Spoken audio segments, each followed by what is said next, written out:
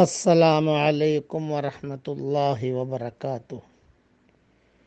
دل ایک ہے اور ایک ہی کے لیے ہے، یعنی اللہ کے لیے ہے۔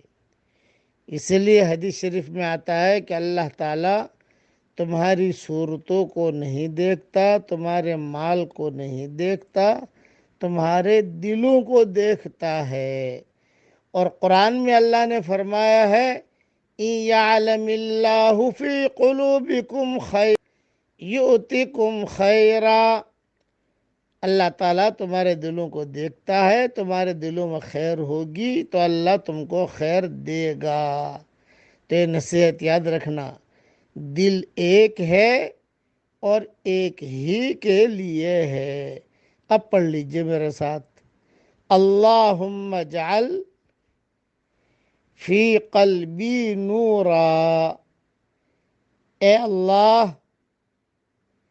میرے دل میں نور داخل فرما دیجئے۔